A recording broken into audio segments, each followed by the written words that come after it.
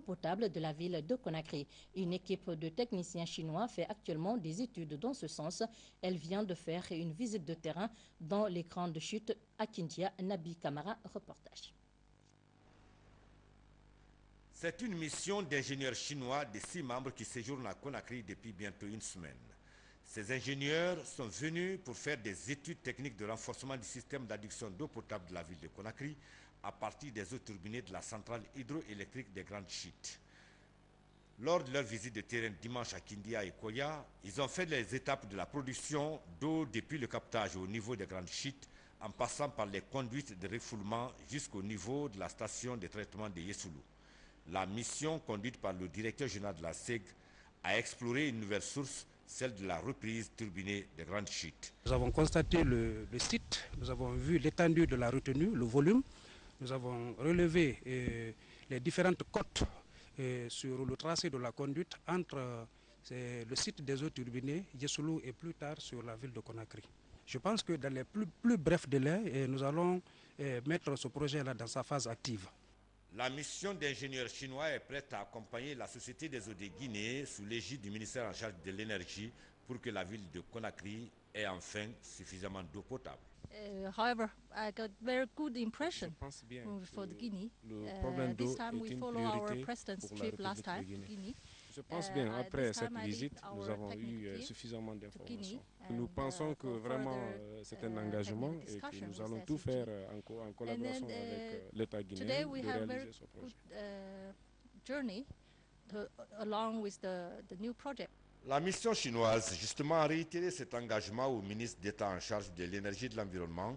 C'était à l'occasion de l'audience que celui-ci lui a accordée. Pour Papakoli Kourouma, le gouvernement attache du prix à ce projet, car sa réalisation comblera ainsi un déficit d'eau de plus de 10 ans à Conakry.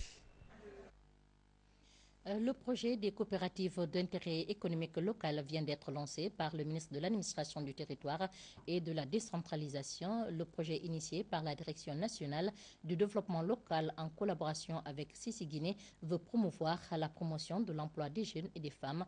Mohamed Lamine Kamara.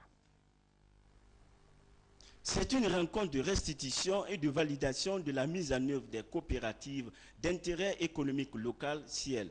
Un projet initié par le Centre d'études et de coopération internationale Sissi Guinée en partenariat avec le ministère de l'Administration du territoire et de la décentralisation à travers la Direction nationale du développement local.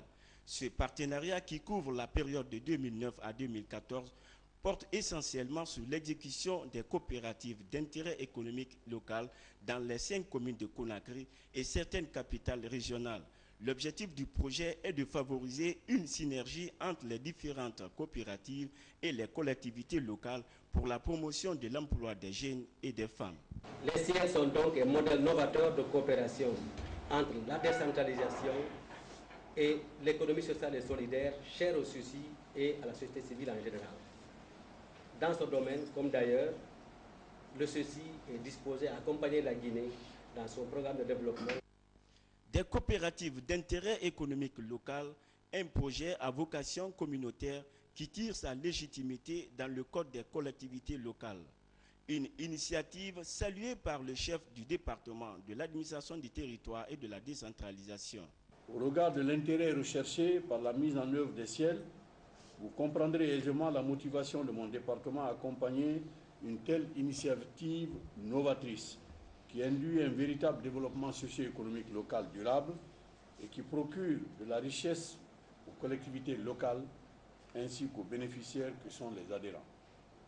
C'est à ce titre que je vous exhorte à vous approprier de l'approche méthodologique proposée afin qu'elle soit la réponse appropriée à la faisabilité de ce projet créateur d'activités génératrices de revenus.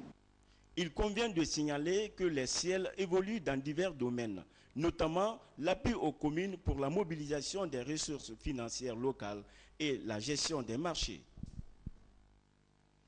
Le rôle de l'État dans un processus de redressement de l'économie nationale est le thème choisi par le groupement des hommes d'affaires qui se sont réunis samedi avec le gouvernement. La rencontre était présidée par le ministre du Commerce qui avait à ses côtés le gouverneur de la Banque centrale, Salimatou Kourouma.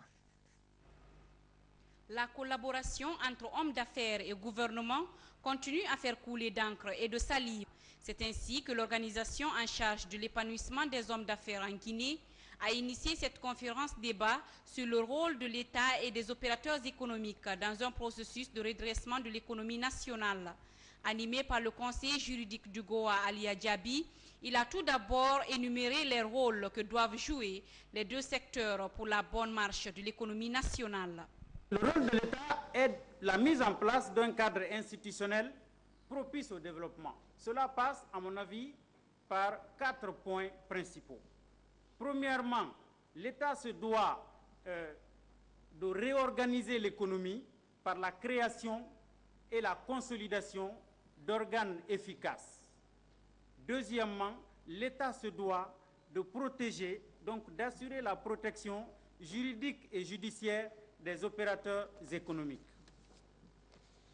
En 3, l'État se doit de prendre en charge les services publics, peu ou pas rentables.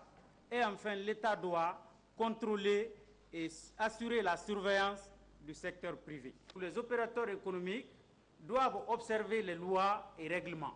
Ensuite, les opérateurs économiques doivent contribuer à la promotion de l'état de droit. Une intervention juridique qui a suscité beaucoup d'interrogations.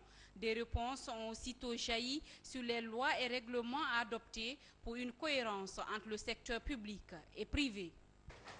Nous avons, par notre présence, traduit la volonté du professeur Alpha Condé, chef de l'État, et de son gouvernement de rassurer les membres de votre organisation, de soutenir et de nous appuyer sur le secteur privé guinéen pour engager et réussir dans le domaine économique le changement qui ouvre les portes du bonheur aux citoyens de la Guinée.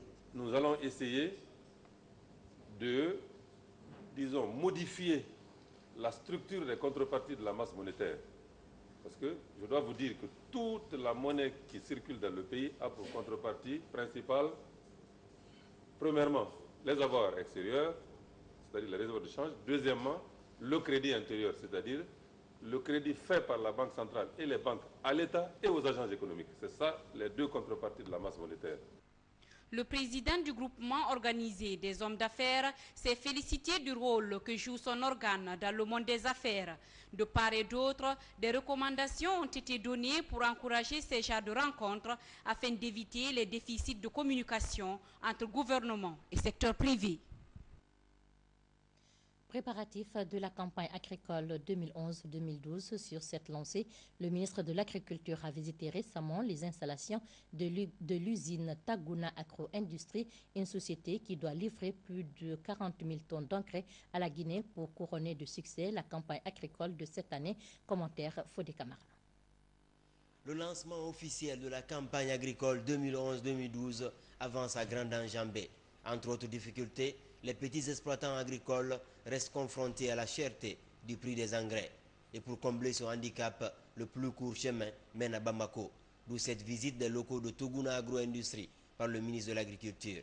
Cette société privée malienne, spécialisée dans la production d'une gamme variée d'engrais et de semences, a scellé récemment un contrat de livraison de plus de 40 000 tonnes d'engrais avec l'État guinéen.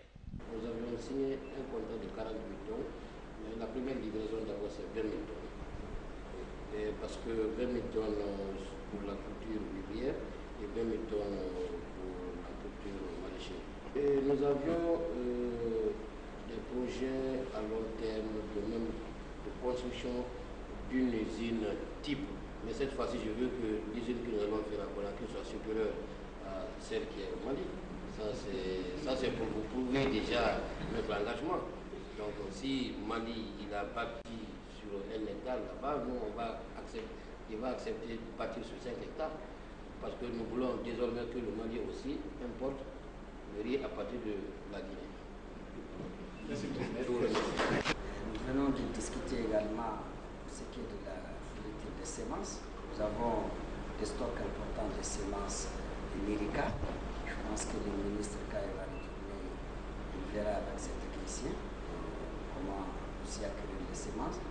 parce que la Guinée est un pays très pluvieux, donc où on peut faire le lyrica pluvial et abondamment.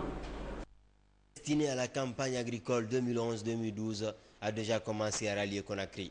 Toute chose qui marque l'engagement du gouvernement à épauler les petits exploitants agricoles pour relever le défi de l'autosuffisance et de la sécurité alimentaire. Au plan national toujours, le patron de l'Agence fédérale de la pêche russe a été reçu en audience par le ministre de la Pêche et de l'Aquaculture au cours de la rencontre. Il a été question de renforcement de la coopération entre les deux pays, mais surtout de la signature d'une convention de partenariat. Ensuite, les deux personnalités ont visité des centres frigorifiques au port de Conakry. Le compte rendu est signé Mamadou Sanassa Kamara. Cette signature de convention de partenariat entre la Russie et la Guinée dans le domaine de la pêche est un exemple de coopération réussie. Par cet acte, l'Agence fédérale de la pêche russe, en présence de son patron Alexandre Durikov, propose son expérience et son savoir-faire dans le secteur de la pêche. Au nom du gouvernement guinéen, le ministre en charge de la pêche et de l'aquaculture a remercié les partenaires russes pour l'appui qu'ils ne cessent d'accorder à son département et à d'autres secteurs de développement. Moussa Kondé Tatavieux a profité de l'occasion pour magnifier les relations d'amitié qu'entretiennent les deux pays depuis des décennies. Une rencontre qui a été mise à profit par l'ambassadeur de la Russie pour réaffirmer le soutien de son pays à la Guinée. Le consensus était complet, 120% même. Parce que d'abord, votre ministre, c'est un homme de profession, c'est ce que j'ai compris. Il n'est pas, disons, c'est pas une nomination politique, mais c'est une nomination plutôt professionnelle. Il connaît bien la matière. Et surtout, il m'a dit qu'il avait travaillé, à l'époque, il avait commencé avec les pêcheurs soviétiques. Donc, il a cette expérience déjà, cœur à cœur, et je crois qu'on va continuer dans la même atmosphère. Après cette audience avec les partenaires russes, le ministre Moussa Kondé et ses hôtes se sont rendus au port de Conakry où ils ont visité les centres frigorifiques. Une œuvre russe qui vient en aide à la Guinée dans le cadre de la conservation des produits halieutiques. Ici, Alexandre Durikov s'est félicité de la réussite de la coopération entre la Guinée et son pays.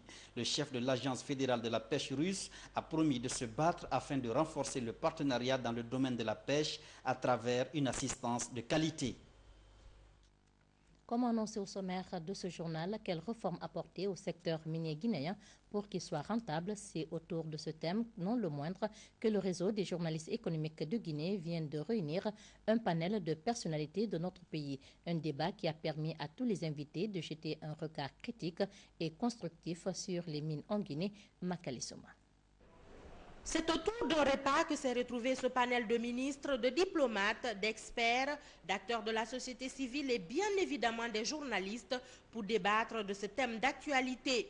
Quelles réformes faut-il apporter au secteur minier guinéen pour qu'il contribue au développement du pays? Une interrogation de taille à laquelle réponse doit être trouvée à travers des débats et des échanges. L'initiative est du REGEC en partenariat avec la Banque mondiale. Le panel d'aujourd'hui illustre en souhait la volonté du REGEC d'offrir cet espace de dialogue et de partage pour se parler, s'écouter, se comprendre, pour agir ensemble face aux défis majeurs qui interpellent aujourd'hui les Guinéens, de quelque bord qu'ils soient. Ce déjeuner de presse, la toute première activité du réseau des journalistes économiques, est tout simplement une piste d'orientation des propositions des uns et des autres pour un accompagnement des décisions gouvernementales. En tout cas, le débat sur les mines en Guinée a été riche. Regard critique et constructif, mais aussi levée de voile sur le toilettage du code minier par le gouvernement. Depuis cette époque, nous avons défini déjà une nouvelle politique minière. Nous avons dit qu'il est temps que la Guinée cesse d'exploiter la bauxite. Depuis 1986. Ça veut dire qu'il n'y a rien de nouveau en fait. Nous avons dit que la Guinée doit cesser d'exploiter la bauxite. Il faut transformer cette matière première sur place. Ce qu'il faut déployer, et je l'ai dit tout à l'heure, que si pendant la Première République, l'État avait un rôle clair, pendant la Deuxième République, vers la fin, il faut reconnaître que les choses n'étaient plus aussi claires. Élargissement du débat pour une